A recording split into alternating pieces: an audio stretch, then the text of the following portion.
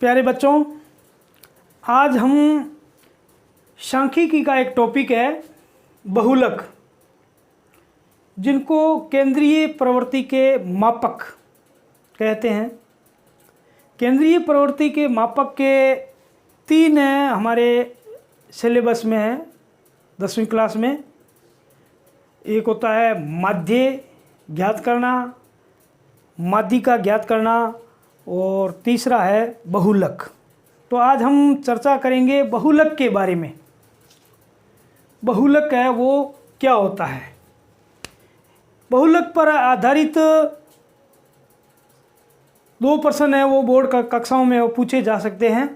छोटा है 1 अंक का या 2 अंक का, और कभी कभी है वो बड़ा प्रश्न भी है वो पूछा जाता है 2-3 अंकों का। दोनों प्रकार के प्रश्नों को हम वो हल करने की कोशिश करेंगे। अर्थ समझते हैं बहुलक। बहुलक का अर्थ होता है सबसे अधिक बार प्राप्त संख्या, या जिनकी बारंबारता है वो सबसे अधिक है, वह बहुलक कहलाता है।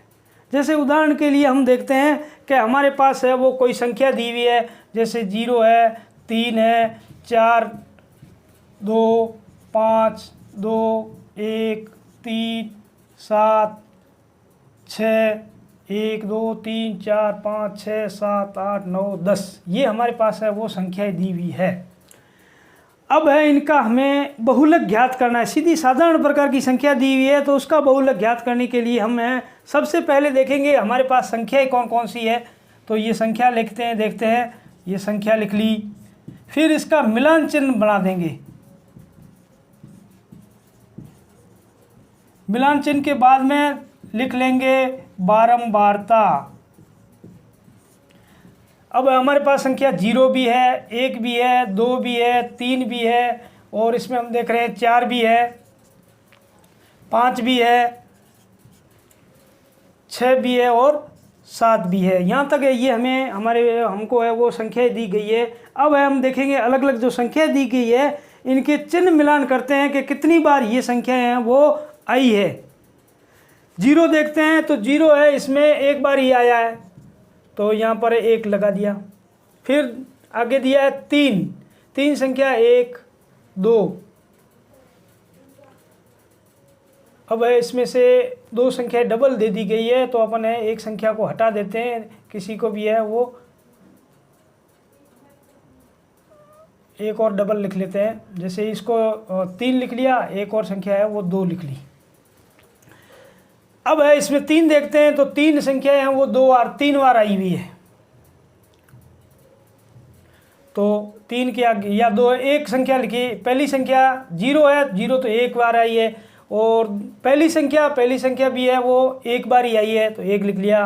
फिर इसके बाद में 2 देखते हैं तो 2 देखने पर हमें प्राप्त होता है कि 2 संख्याएं हैं वो 2 बार आई है, ये लिख लिया, 1 और 2। फिर इसके बाद में 3, 1, 2, 3 संख्या वो 3 बार आई है, 1, 2, 3। फिर इसके बाद में 4 है तो 4 है वो 1 ही बार आई है, ये लिख लिया, 1। फिर इसके बाद में 5 देखते हैं तो 1 ही बार है, ये लिख लिया, 1 ही बार। इसके बाद 6 अंक भी है वो 1 ही बार आया है, ये लिख लिया, 1 बार। और 7 अंक है, 7 अंक भी है वो 1 बार ही आया। अब है हम देखें इनको वास्तविक संख्या के रूप में देखते हैं तो जो 0 है वो 1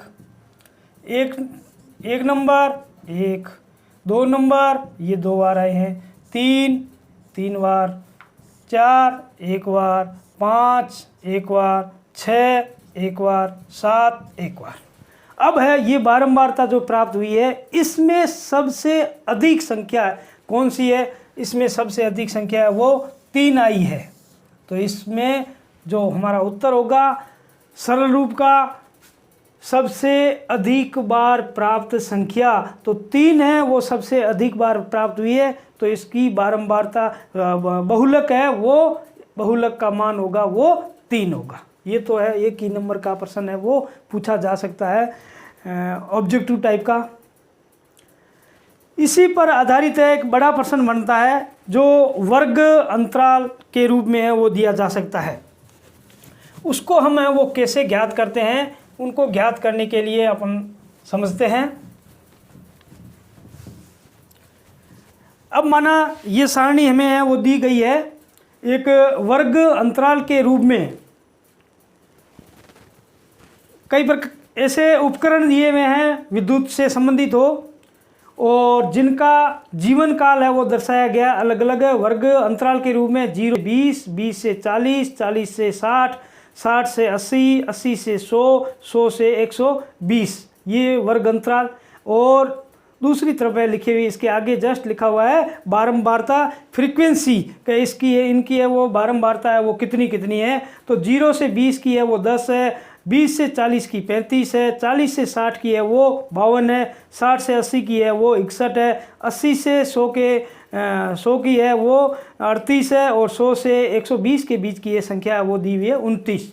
हमें सबसे पहले ध्यान रखना है कि इसका बारंबारता बहुलक ज्ञात करने का सूत्र हम देखते हैं। तो सूत्र होता है बहुलक बराबर L प्लस बड़ा कोष्टक F1 माइनस F0 बट्टे 2F1 minus F0 minus F2 कोष्टक बंद गुणा H। ये सूत्र है और इन सूत्रों में F1 क्या होता है, F0 क्या होता है, F2 क्या होता है, इन सभी को हम समझते हैं और L क्या होता है। सबसे पहले हमें इस सारणी में ये देखना है कि अधिक बारंबारता है वो किसकी है। तो इसमें हम देख रहे हैं कि 60 से 80 जो वर्ग अंतराल है इसमें सबसे अधिक बारंबारता है वो 61 इसकी है। तो उसको हम है वो मार्क कर देते हैं, चिन्हित कर देते हैं। इनके आगे हम लिख लेते हैं F1, ये हो गया F1। तो हमें समझ में आ गया कि बारंबारता जिनकी है सबसे अधिक वो आ गया F1। फिर जो हमने वर्ग अंतराल है वो चुना F1 है, F1 से ऊपर वाली है जो संख्या है जिनकी बारंबारता है उसको हम मानते हैं F0। इसी प्रकार F1 के जस्ट नीचे है उसको मानते हैं F2। तो F1 समझ में आ गया, F0 समझ में आ गया और F2 समझ में आ गया। अब आ रहा हमारे पास समय L। L का अर्थ होता है जिसकी बारंबारता है सर्वाधिक उसकी निम्नतम सीमा, और इसकी सीमा दी हुई है 60 से 80। तो 80 है उच्चतम सीमा और 60 है वो निम्नतम सीमा है। तो इसमें सूत्र के आधार पर हम देखें तो F1 बराबर 61, F0 बराबर है 52, 52, F2 बराबर है 38, 38 और इसी प्रकार L निम्नतम सीमा lower limits of the frequency जो बारंबारता है सबसे कम निम्नतम सीमा है वो ज्ञात करेंगे। देखते हैं तो यहाँ पर 60 से 80 है तो इसकी है वो 60, L का मान आ गया 60। और अब रह गया हमारे पास में है वो H। कभी कभी इसकी जगह है वो I भी लिखा जाता है इंटरवल। वर्ग अंतराल यानी जो दिया हुआ है हमें वर्गों में इनके बीच में अंतराल कितना है कि 0 से 20 ये 20 का अंतराल आ गया, 20 से 40 ये भी 20 का, 40 से 60 20 का, यानी सभी में वर्ग अंतराल है वो 20 का है। तो H का मान है वो आ गया 20। अब हम सूत्र अनुसार है वो इस प्रश्न को हल करने की है वो कोशिश करते हैं। ये सूत्र बहुलक बराबर L प्लस बड़ा कोष्टक F1 माइनस F0 बट्टे 2F1 minus F0 minus F2 कोष्टक बंद गुणा H मान रखते देखते हैं। L का मान 60 प्लस बड़ा कोष्टक F1 का मान जो सबसे अधिक जिनकी बारंबारता है तो 61 61 माइनस F0 जिनकी बारंबारता सबसे अधिक है उससे ऊपर वाली बारंबारता 52, तो यहाँ लिख लेंगे 52 बट्टे 2 गुणा F1 अभी लिखा हमने 61 माइनस F0 अभी लिखा ऊपर 52 माइनस F2 यानी F1 के नीचे वाली बारंबारता है वो 38 है, तो यहाँ लिख लिया 38 कोष्टक बंद और गुणा H वर्ग अंतराल ये 20। अब हम जो कोष्टक में है संख्याएं हैं उन संख्याओं को हल करते हैं और इनको हल करने के लिए इसे मुख्य पर्सन जो हल कर रहे हैं उसके नीचे न लिखे, इसको हम रफ कार्य में करने की कोशिश करते हैं। प्लस और गुणा का चिन्ह है, इनके बीच वाली जो संख्या है इनको हल करते हैं। तो 61 माइनस 52, 61 में से 52 घटाएंगे तो यहाँ रह जाएगा 9, 2 गुणा 61 ये हो जाएंगे 122 माइनस 52 और माइनस 38 ये दोनों जुड़ जाएंगे, माइनस के ही रहे होंगे लेकिन दोनों जोड़ देंगे कि 52 प्लस 38 रफ में कार्य कर रहे हैं और 0 और 9 माइनस के 90,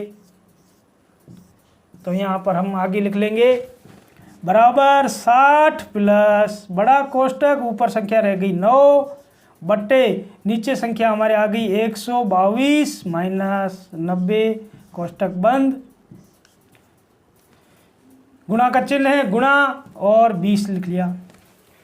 फिर आगे और हल करते हैं तो 60 प्लस, अब इसको फिर हल करते हैं, इसको फिर हल करेंगे तो 122 में से 90 घटाएंगे, 122 में से 90 घटाने पर है वो ये 2 और 3 32 रह जाते हैं। तो यहाँ हम लिख लेंगे 9 तो है कोष्टक में ही है, कोष्टक हटा देते हैं, यहाँ तो है 9 बट्टे 122 में से 90 घटाए शेष रह गए 32, ये लिख लिया 32।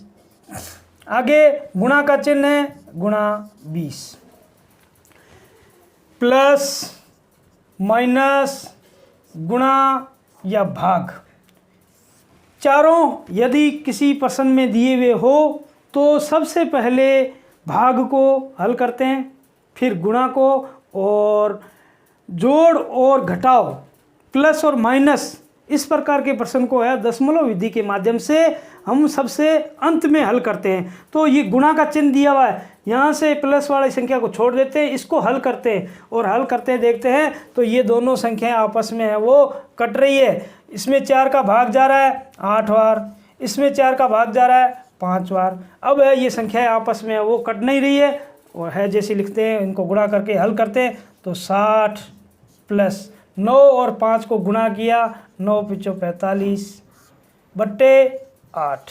अब हम देख रहे हैं कि यहाँ पर चिन्ह केवल प्लस का, अभी ये बताया कि प्लस और माइनस यदि चिन्ह है तो इनको लसब विधि के माध्यम से हल करते हैं। इसको भी हम वो रफ कार्य में करेंगे तो 60 प्लस 45 बट्टे 8, 60 के नीचे हर नहीं है, हर लिख लेते 1, लसब लिया 1 और 8 का आ गया 8, 1 का इसमें भाग दिया 8 बार, 8 को 60 से गुणा किया 8 संग 48 480 प्लस का चिन्ह है तो प्लस लगा दिया, 8 का 8 में भाग 1 बार, 1 को 45 से गुणा 45।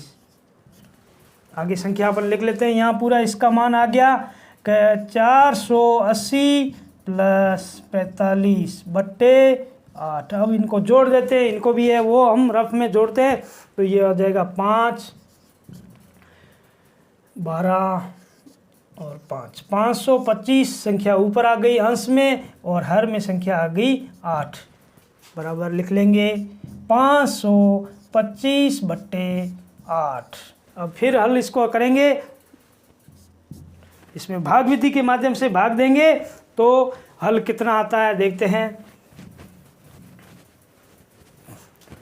525 में भाग दिया 8 का, सबसे पहले 6 बार 48, फिर 4 रह गए 45 और गया 5 बार 40, 40 में घटाया रह गए 50 दशमलव लगा लिया इधर, ये 0, और फिर 6 का भाग 48,